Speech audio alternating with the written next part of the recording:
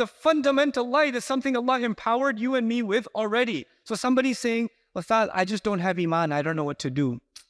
First thing you should do is stop lying to yourself. That's probably the first step, because you have it, you just don't want to use it. There's something inside, it's already there. Allah wouldn't be asking you to double-click that file in your hard drive if the file didn't exist already. You understand? So he says, يَسْعَى نُورُهُمْ بَيْنَ أَيْدِيهِمْ وَبِأَيْمَانِهِم. This is a very powerful thing because people feel when it comes to spiritual growth that they're powerless. Some people just have it and I just don't got it.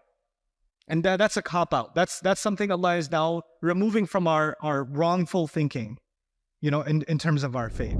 Assalamu alaikum. Before you begin this video, just quickly wanted to let you know that so much of the work on the Quran has been completed on Bayyinah TV. I want you to enjoy systematically studying the Quran from the beginning all the way to the end in brief and then in great detail. And to do that, I'd like for you to sign up on BayyinahTV.com. And once you appreciate what's going on in Bayyinah TV, I want you to become an ambassador for it and share that subscription with friends and family and give it as a gift also. Thank you. I told you, الَّذِينَ آمَنُوا. You remember, الَّذِينَ آمَنُوا was an umbrella term that included 3 groups of people, and the third group had an A and a B. Do you remember that? Right? So even people that are visibly believers, even if their faith has withered up or dried up on the inside, they're included in that too. But on Judgment Day, how you were labeled on the outside is actually irrelevant. On Judgment Day, how I saw you and you saw me no longer matters. I see you as a believer, you see me as a believer. All of those labels and all of that benefit of the doubt, all of that is gone. Because Judgment Day is not about how we see each other. Judgment Day is about how Allah sees us directly, without all the filters, without all the social filters and the protections. None of them are there. In fact, the hypocrites, Allah describes the fact that they consider themselves Muslim is like a shield. اتَّخَذُوا أَيْمَانَهُمْ جُنَّةً. They took their faith, their oath, meaning their Islam, as a shield. In this life, it is a shield. But on Judgment Day, does anybody get to have a shield before Allah? No. تَرَكْتُمْ مَا خَوَّلْنَاكُمْ. You've left behind all the wrappings you were covered in. You're unwrapped. You're completely vulnerable. And so now Allah doesn't use the phrase الَّذِينَ آمَنُوا, those who believed, the verb form. He actually uses the nominal, the noun form, al-mu'minina wal-mu'minat, believing men and believing women. What's the difference between using the verbal form and the nominal form? I'll explain this in English to you guys. If I say he teaches, that's a verb or a noun? Teaches. That's a verb. But if I say he's a teacher, is that a verb or a noun? Now that's a noun, right? So teaches is a verb and teacher is a noun. Now if I say he teaches, that means maybe he teaches on the weekends. Maybe he teaches sometimes. It's not a permanent thing. Maybe he teaches part-time. Maybe he teaches just in the summer, right? The verb is temporary. A verb, an act, doesn't define you because it's limited in its scope, either by the present or by the future or by the past or by the circumstance. It's limited. But when you call somebody a teacher, then you've kind of described a part of their identity. Like that's part of who they actually are, Like when you talk to somebody and you say, who are you? They say, I'm so-and-so, I'm Zainab, I'm Ahmed, I'm Kareem. Then you say, what are you? And they say, I'm a gamer, right? Or they say, I'm a TikToker, or I'm a blogger. Basically meaning I'm a useless human being that has no purpose in this universe. No, I'm a teacher, I'm something. But that is part of their identity, is it not? When Allah describes the believers, not those who believed, that's the verb. Those who believed, that's the verb. But now the noun is being used. Believer, male believers and female believers. That's the phrase that's being used. Believing men and believing women as a noun. You know what that means? These were the people that internalized that faith to the point that it became a part of their identity, coursed through their veins. They had it for real. It was solid within them. It was stable within them. Yes, faith goes up and down. And teachers have good days and bad days. Some days they're better teachers than other days. Isn't that what happens? But at the end of it all, they're still a teacher, aren't they? There are some people, yes, they'll have spiritual, fluctuation in their faith. Maybe Fridays will be higher than Saturdays. Ramadan will be higher than post-Ramadan. That'll happen. But at the core of it, there's a there's a minimum temperature heat that maintains. That faith is there. And that's what characterizes them as al-mu'mineen. It doesn't mean they have the same level of faith all the time, but it does mean they maintain at least a minimum spiritual energy within them. And that energy, that constancy that they develop, that minimal constancy that they develop, that is now how they are being described on Judgment Day. So what used to be inside has now come outside. It used to be batin. Iman used to be batin. But on Judgment Day, Iman will become zahir. And in the beginning, in al-awwal, it used to be batin. And in al-akhir, it will become zahir. Why am I using these words? Because Allah said about Himself what? هُوَ الْأَوَّلُ وَالْآخِرُ وَالظَّاهِرُ وَالْبَاطِنُ. Right? So now Iman, that is hidden inside my chest, will become batin. It will become zahir. It will become apparent on Judgment Day. Then you will notice here that Allah said, Al-Mu'mineen wal-Mu'minat. Al-Mu'mineen wal-Mu'minat. Believing men and believing women. Now you should know something about the Arabic constructions. When you say believers, Al-Mu'mineen, the masculine plural form, Jama' Mudhakkar Salim, when you use that form in Arabic, it includes men and women. It's actually inclusive of men and women. When you say Al-Mu'minat, it's exclusively women. So if I say, Ya ayyuhal Muslimun, Ya ayyuhal Muslims, does that include men and women or no? Yes, but if I say, Ya ayyatuhal Muslimat, then it only includes the women. So in plural form, generally speaking, the grammatical masculine in Arabic is inclusive, and the feminine is exclusive. The point I'm making is if it's inclusive, and we just said al-mu'mineen, if I said al-mu'mineen, that it would have included women already, wouldn't it? And why you have to go out of your way and mention what?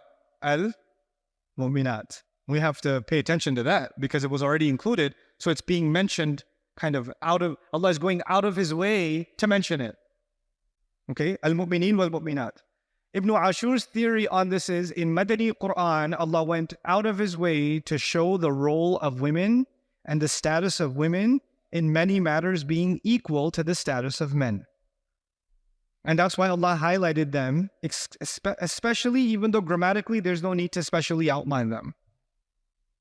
And Judgment Day, the light is coming, and you shouldn't think that the light is coming from believing men and not believing women, or women are just kind of secondly included. No, especially also believing women.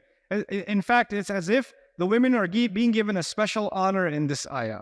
You will notice this as a continuous theme in these 9 surahs, from Surah Al-Hadid all the way to Surah At-Tahrim. The subject of women will come up over and over again.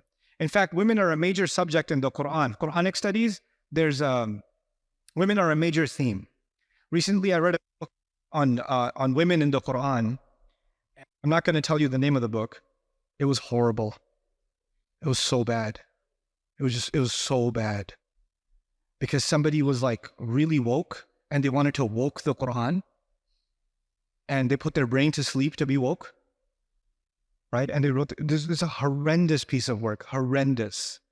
And they just wanted to, because now there's a new theme in gender wars in media and in movies and everywhere else, right? So you'll notice that a lot of male actors in movies are now acting very feminine. And a lot of female actors are acting very masculine, right? So that's kind of this new age kind of thing about, you could be a 5-year-old girl and she beats up 10 guys with swords. And then she goes, ha, and yeah, girl power, that kind of thing. And the guy's like, I'm so nervous right now. I'm just really in my feelings at the moment. I'm triggered. And she says, come on, let's go. And then, not that I watch movies, but it is for Islamic reasons. Anyway, but the point regardless is that women have been highlighted very especially. And we should study the Quran not in reaction to what's happening in the world. So we shouldn't say, okay, I'm going to look into the Quran and see how much of women's live or feminism or equal rights can I find in the Quran, because you already came to the Quran with a bias. Or if you come from a very traditional patriarchal society where men have a very high role and women are basically treated like trash, not even recycled, then you want to reinforce that, and you're going to come to the Quran to maintain your patriarchal view, that's also a bias, right? And both of them are a disservice to the Book of Allah. Kalimatullahi al-ulya, the word of Allah is supreme. And you might find that the word of Allah is more liberal than you would like it to be in some places. And you might find that the word of Allah is more conservative than you would like it to be in other places. And it's just how it's going to be. And you often see people being they're like, the moment they hear something culturally they're not used to, oh, this is a new agenda in the Quran. These people are introducing a new agenda in the Quran. No, actually, you're not allowing the Quran to speak for itself, or the Sunnah to speak for itself. And in other places, we're pushing into the Quran something that's not there, just to meet with our new standards of social justice, right? And we can't fall into that trap because our Rabb is Allah, not the culture, right? So, يَوْمَ تَرَى الْمُؤْمِنِينَ وَالْمُؤْمِنَاتِ is an important study, the role of believing men and believing women as distinct from each other. Surah Al-Ahzab is a really good place to study that in detail. Anyway, another observation is Allah says, يَسْعَى نُورُهُمْ, their light will be running forward. I'll come back to that. We'll read some of the Mufassirun on what do they mean by the light coming forward. I will share my own thoughts with you first on this, and then we'll read what the scholars have said about it. There are two lights being mentioned. There's a light from in front of you, and there's light on your right hand. I would argue the most compelling interpretation of this to me seems to be Allah has already mentioned believe and spend. Has it? He said believe and spend.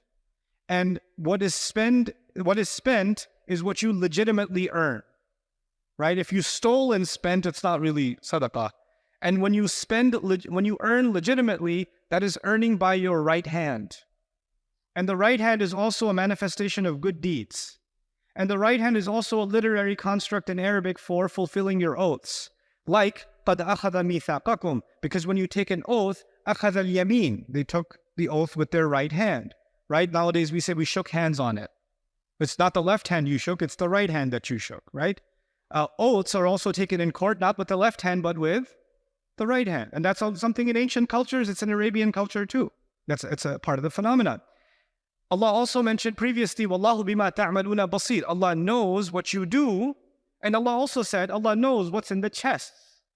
So what I'm getting at is, Allah talked about faith and then actions, and then faith and then actions, and then faith and then actions, multiple times. What's in the chest is faith. What you do is your actions.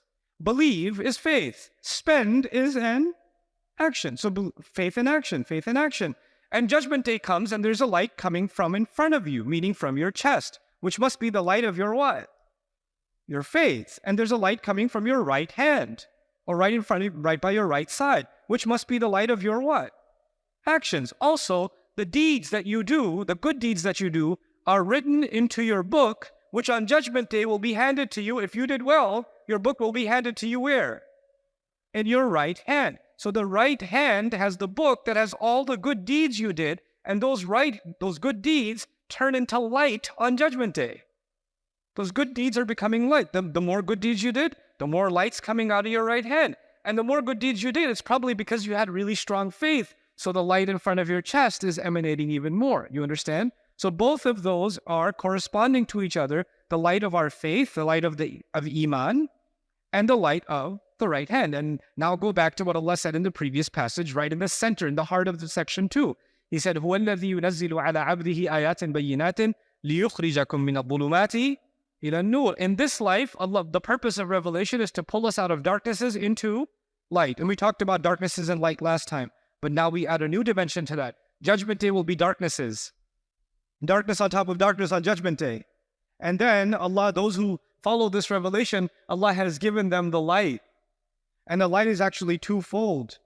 He's given us light on, in front of us and to the right. And I'm kind of breaking the surprise, but towards the end of the surah, Allah will say, يُؤْتِكُمْ كِفْلَيْنِ مِنْ رَحْمَتِهِ وَيَجْعَلْ لَكُمْ نُورًا. He'll give you 2 portions of His mercy.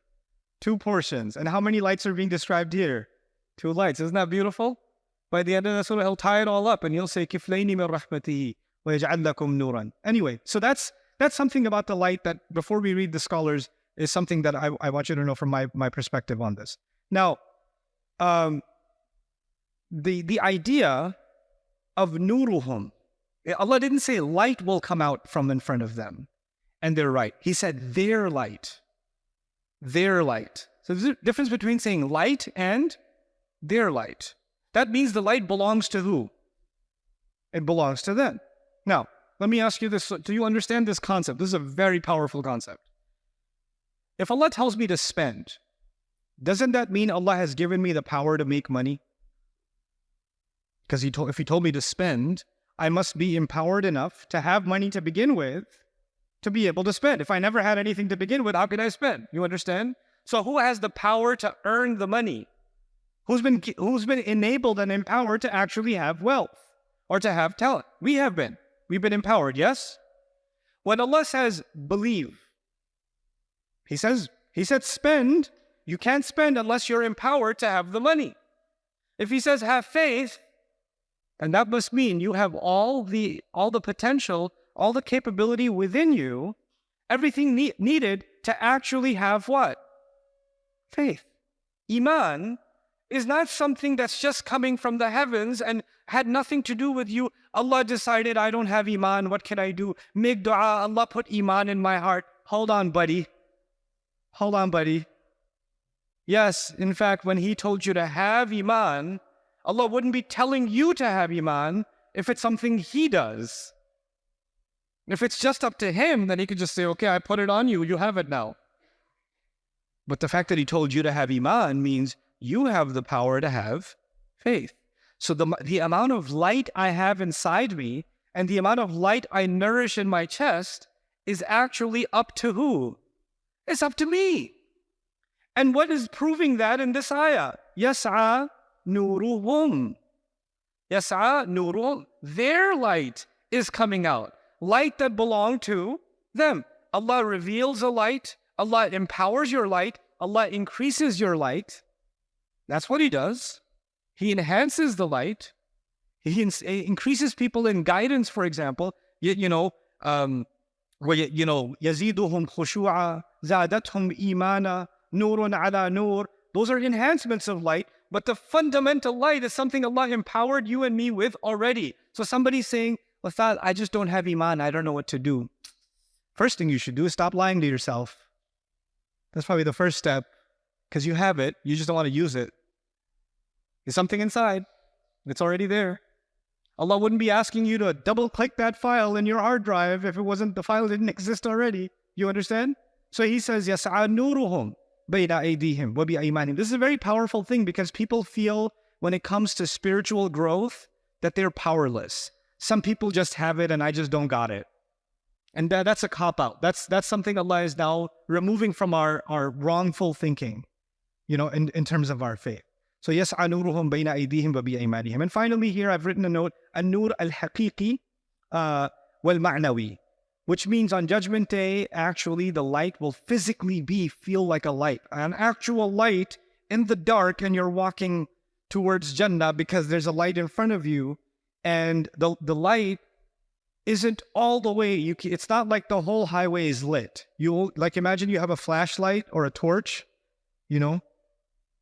and if you have it, the light only goes so far, right? And depending on the strength of your light, some people can see 5 feet ahead, some people can see 500 feet ahead, some people can see a mile ahead, depending on the strength of their light, right?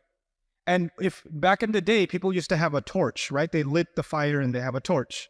What's the danger of having a torch? Over time, what might happen? The oil might run out, the fire might go out, a breeze might come and take it away. If you have a flashlight today and you're walking in the woods, what's the danger? The battery could die, right? So it's not like it's guaranteed that the light's going to stay. It could flicker out. So in Surah Al-Tahrim, we're going to find that this light that they're walking in, they're worried that it's not going to last. So they ask Allah as they're walking, the believers ask Allah as they're walking, رَبَّنَا أَتْمِمْ لَنَا نُورَنَا. Could you make our light complete for us? Because even though I had light, I had some faith, you had some faith, we had some good deeds, maybe the battery for our faith and our good deeds wasn't good enough to get us all the way to Jannah. I mean, it's good, but it's 1 mile good, it's half a mile good, but the walk is 10 miles. What are you going to do? Ya Allah, could you extend the battery life on this? So now what we're learning is Judgment Day salvation is about my efforts, my faith, my deeds, but in the end, that alone isn't enough. Who's going to complete the light? That's Allah. But you have to have light of your deeds and light of your faith to begin with for Allah to complete it. You have to have yours to begin with for it to be added to. You can't have nothing and say, Ya Allah, a little light, please. I got nothing over here. No, atmim lana nurana means the light's already there. Ya Allah, complete it for us, right? So that's an-nur al-haqiqi. An-nur al-ma'nawi means actually this light in this life,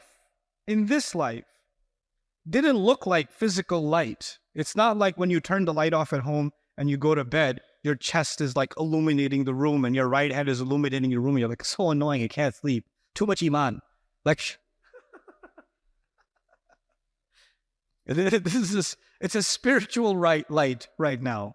It's within you right now, right? And where does that come from? These two things feed each other. The basic point, instead of getting super philosophical, these two things feed each other. What I feel about Allah and how my heart is attached to Allah depends on what I do. Prayer will help. Charity will help. Good company will help. Listening to a reminder will help. All of those things are me using my right hand. Fulfilling my promise will help. Doing the ethical thing will help. You know, the way I describe good deeds and spirituality is very similar to what Allah has done in nature with the body. The soul is similar to the body in some ways. The body is made up of multiple muscles. Yes? Your shoulders, your arms, your back, all through.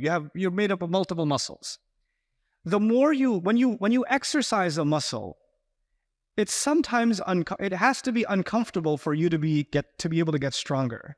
If you're a runner and you run for the first time, you're going to be, panting in 30 seconds. But the next day you'll last 35 seconds, and the next day 45 seconds, and the next day 2 minutes. The more you run, the stronger you're getting. Is that true or no? But in order to get stronger, you have to hit the point of discomfort and break it. You have to reach your breaking point every time. And that's the only way your stamina is going to build, isn't it? And the more you're exercising it, the stronger you're getting all around. Now, imagine someone who lied down in a bed and decided not to get up for a year. They're just going to lie in bed for 1 year. Food will be brought to them. Clothes will be brought to them. I don't know what the bathroom situation is, but some kind of technology was developed for them. They are not getting out of bed. For example, sometimes there are people in a coma, aren't they? And they're in a coma for 6 months, 8 months. What happens to them when the coma is over? Are they able to stand up? Because if you don't use it, you're going to lose it. You're going to lose it. The more you use it, the more you get an enhanced ability to use it. Your ability to use it gets better and better. And the less you use it, your ability goes lesser and lesser. Good deeds are a cycle. The more you do them, the stronger you get. Meaning the more you do them, the stronger your iman gets. The iman is your fuel.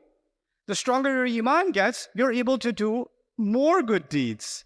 And the more good deeds you do, then end up strengthening, because cardio, you're using your legs, you're using your body, but it's actually strengthening your heart and your lung capacity. It's strengthening you from within somewhere else. It's not just strengthening your legs. And it's because you can retain more oxygen in your blood and you're oxygenating better, you can function better. Your battery life has increased. The same way good deeds are making you spiritually stronger. And then you're doing more of them and it's making you stronger. And this cycle, this is the virtuous cycle. This is the virtuous cycle. But what happens when someone is doing exercise, using the body analogy, they're doing good exercise, but they're eating junk food? What happens? Are they making progress still? Even if they are, they're not moving forward. They move a little forward, they move 5 steps back. Then they move